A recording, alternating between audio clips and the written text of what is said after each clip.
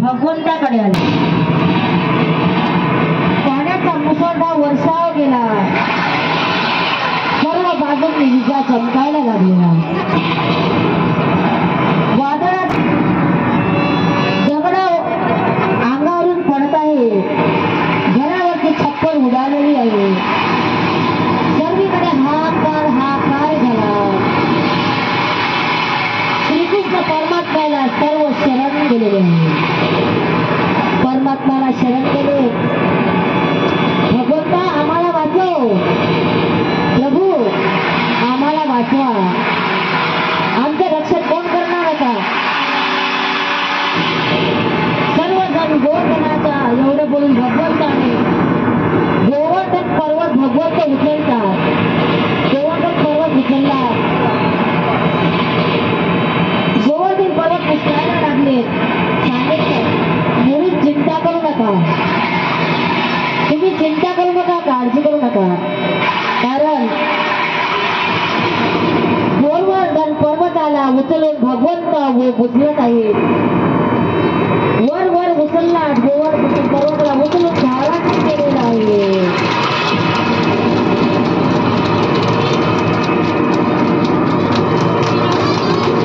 आणि भगवंताने थांबा,